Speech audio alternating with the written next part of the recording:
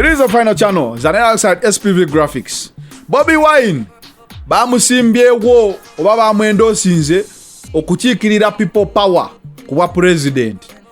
People power egamba tegenda kulekera Museveni kalulu kano. Kakabe scientific, kakabe ki, Bobi Wine alina okwesimbawo. Era bo bali ready okunoonya akalulu mu mbeera yonna. They said they will not boycott the elections. Tebajja kubivaamu ne banaateekawo mbeera ki.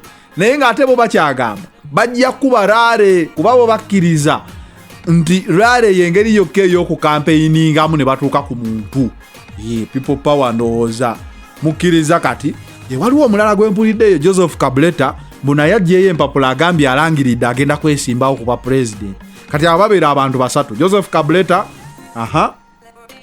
Bobi Wine, n'oli omusajja yani Mabirizi naye yagamba dda kati Kyaisiro Omushana abo bana Kyaisiro Omushana banaye ku mulundi guno ndowooza tugenda okusooka okulaba presidential candidates nga basooka ne mu asatu.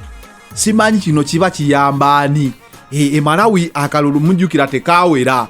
Ndowooza basazeewo bagambe ffenna katwesimbewo muzeeyi aleme kuweza 51% eyo emufuula president tukaddemu envuunula birya. Bakayita envuumula bibya.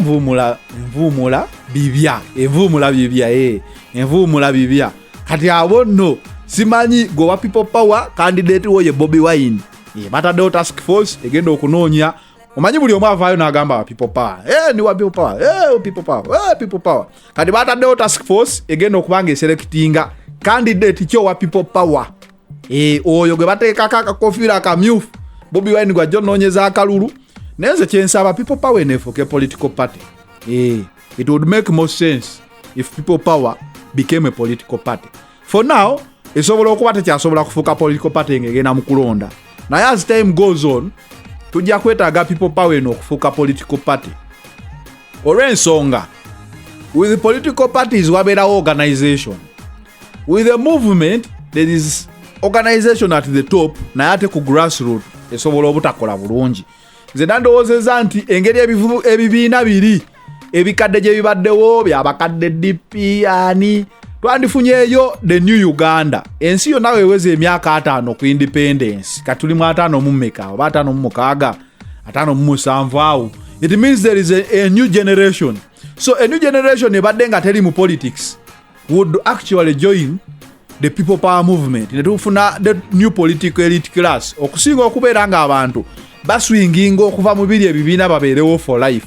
Tuleete omuntu nga mupya. Tumanye nti Zanero Lord Mayor Kampala nga mupya tabeerangako mu kibiina kyonna. So talina bukodyo buli bukadde bubadde eri bwagenda kuleeta. Tujje with a new mindset okubeera nga tukyusa political system eno. Kubanga wano ebyokubuukabuuka oli leero NRM ate bagamba NRM nga ndi wa people power kwegamba kijja kwetaagamu okubeerako nga tukitereezaamu. Tujja kwogerako ne principle oba gwe bayita fada yatukubye ekivulu. Era kati abantu bonna batyo okukola online batandika okugamba baba birecording. Kale nammwe tubakkiriza mu recording ekoko online show. Kuba kati ekinjogeza ekyo buli omusajja wamala ekivulu kye waliyo abaveve nga tekibadde live kibadde ki. Kati tubakkiriza mu recording eko live show, mu recording eko show yammwe mugiteekeyo nga abakola video. Tumanye nti Bobi Wine kyakola bulijjo kye kino okuddeeyo ne mugamba tekibadde live ate ya recording adda. Kati tukkiriza abayimbi bonna mu Uganda tewali teeka ligaana muyimbi ku recording show ye n'agipostinga ku Facebook n'agamba it is live. Kati tusaba oye naawulira nti Bobi Wine takola eri live recording ayokkemu.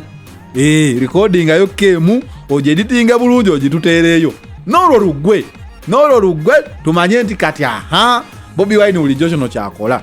Naye nga amawulire gembadde nzo okuwa nti Bobi Wine bamwendoosinze aba people power okubeera nga yagenda okuvuganya ku bwa president mu people power. Kati kyesimanyi people power bweneegenda eri mu kintu oba United Forces of Change ne bagamba kati ate tulekereko Besigye. Naye Bobi Wine ensobi gy'obanga tokola oba gy'oba tokola kwe kugamba bana Uganda mbu teweesimbyewo ku bwa president. bajja kukyawa nnyo. People power banayenyirira. Nze ndi mu people nenda sirimu naye just waliwo ayambadde nga mpulira mwana ayambadde kasikaati lwakuba temulaba ka red naye people power yenyirira. It is a final channel. Zaya at SPV Graphics. I'm out for now.